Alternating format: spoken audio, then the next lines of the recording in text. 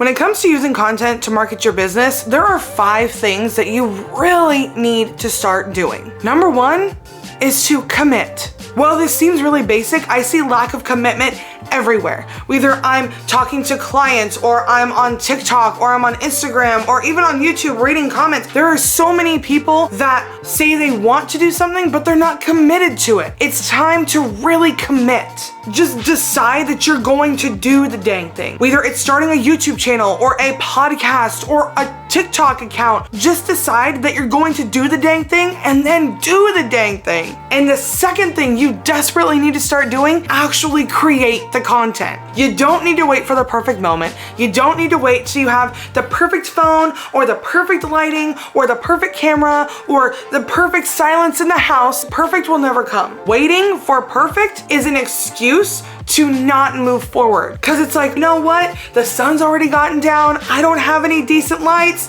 I can't film anything today. Looks like I'm gonna have to film tomorrow. Oh darn, the kids are being so loud. I can't talk about my business on TikTok. Days, weeks, months, years go by, and you say you're gonna do the thing, and you've yet to actually do the thing. So today, take 5 minutes and just create something. Number 3, you gotta actually make a plan. When it comes to your business, when it comes to content creation, you have to have some semblance of a plan together in order to get to where you wanna go. That plan could be as simple as, on Mondays, I am going to record a podcast, on Wednesdays, I'm going to post the podcast, and on Fridays, I'm going to share an Instagram reel about the podcast. Do that until you are excellent at that plan, and then get more detailed with it. But at the very least, you gotta start with something. Make a dang plan. Number 4, you gotta make decisions quickly. Don't let yourself live in this limbo of, I don't know if I want to do a podcast or a YouTube channel. I don't know if I do want to do a YouTube channel. I don't know if I want to live stream, or if I want to post shorts, or maybe I should do, long form video. I kind of want to get on TikTok, or everybody's talking about Pinterest. Don't do that. Decide, you know what? I'm going to start going live every day on YouTube at 4:00 p.m. on Fridays, and I'm just going to see what happens with that. You already got a plan together. You were just like, man, okay, should I live stream? Should I not? You know what? I'm gonna try it. I'm gonna make a plan. I'm gonna make this happen. Boom, done. It's already decided, and you don't have to waste any more mental energy on that decision. And the biggest pushback I get from this, from clients and when I teach workshops, is, well, I'm afraid to fail. What if I make the wrong decision? There isn't really a right or wrong decision. There isn't a right way to do things. Every strategy works. All the platforms work. When you are consistent and you stick to it, it works.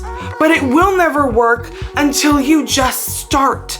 And you have to decide to start something in order to get those results. If you're still going, well, okay, I don't know, give yourself 60 minutes. But in this 60 minutes, you're not only going to make the decision, you're gonna make the decision, and then you're going to make a plan, and then you're going to begin to execute on that plan. Whether it's putting dates in the calendar, or it's reaching out to somebody for a collaboration, or it is sitting down in front of your camera, or turning on your TikTok camera, or Instagram stories. You're going to do something in this 60 minutes. This is going to train your brain to begin to make decisions quicker and quicker and quicker, which is essential if you want to grow not only your business, but also the content creation side of your business. I'm about to share number 5, but I do have a bonus tip at the end, so you don't want to skip that. But number 5 is set office hours. This is imperative. Regardless of what your business model is, you have to set office hours. Office hours are when you decide that your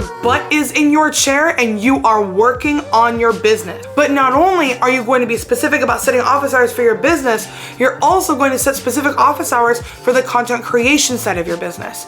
You're gonna go, okay, today is the day that I'm gonna sit down and I'm gonna outline the next 10 TikToks that I do. It's deciding that between 2 and 3 every Monday, you're gonna write emails for the next 2 weeks and schedule them out. You need to set these office hours because this is your focus time to get stuff done. And I already hear the objections. I get it. I am a single homeschooling work at home mom. I totally understand that it can be really difficult, but office hours don't need to look the same as anybody else's. They just need to look the way they look for you so you can get consistent. Sometimes I have to adjust my office hours because life happens. My child gets sick or I get sick and things need to be moved around, but I have to make sure that I'm showing up. And when other people are relying on us, we're really good at figuring out how to just get stuff done. We're gonna knock it out. We'll stay up all night if we need to. We'll just do it. But when it comes to our own stuff, it's, I don't have time. I don't know. I'm too tired. I'm too this. That's why you need office hours. By setting these office hours, you're gonna train your brain when to focus. So it's gonna suck the first several times you do it, but it will get better over time. But you're also gonna train the other people in the house, including your kids, to know when you're working. Is it going to be perfect? Absolutely not. Does my child interrupt me every 10 minutes?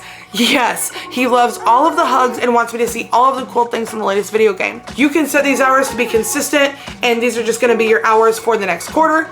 You can decide every Sunday when you're gonna work on your business. You can decide the night before what hours you're gonna work on your business. It doesn't matter what you choose, but setting office hours is key to consistent growth without completely losing your mind. Bonus tip number 6. You've got to decide what success means to you. 90% of the time when I sit down on a consult with somebody, I ask them what their goal is and they say, well, they want a 6-figure business, or they want to go viral, or they want to have time freedom, right? Or they want 100,000 subscribers, or they want to build their email list. There's all of these things, but there's nothing specific as to what success actually means. Getting 100,000 subscribers is great, but what is that 100,000 subscribers going to give you? What are you going to get out of that that's going to make you feel successful? And if you don't get clear on this now, you will reach 100,000 subscribers and it's still not going to feel good enough because you're like, man, okay, it's here.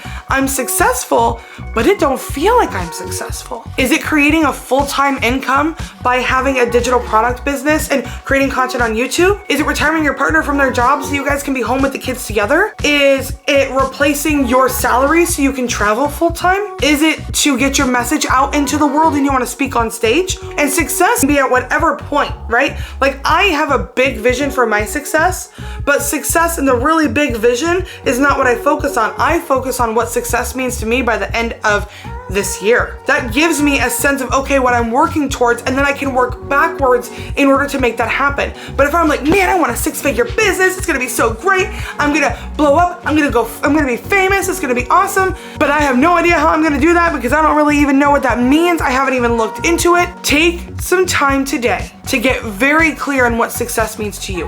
And your definition of success may change. My definition of success 3 years ago is not my definition of success today. And I don't want my definition of success today to look like my definition of success in 5 years, because I'm growing and I'm changing and I'm making progress, and every time I hit a goal, I want to keep going. I want to figure out what the overall purpose and desire of my life is for me. So take some time and get really, really clear on what success means to you. And once you do that, it's gonna be easier for you to focus on work. It's gonna be easier for you to set your office hours. It's gonna be easier for you to create because you know very, very, very clearly what success means to you. So now that you're clear on these 6 things that are really gonna help propel you forward, the next step is to figure out what you need to stop doing. And in order to find out what those are, you can check out this video right here.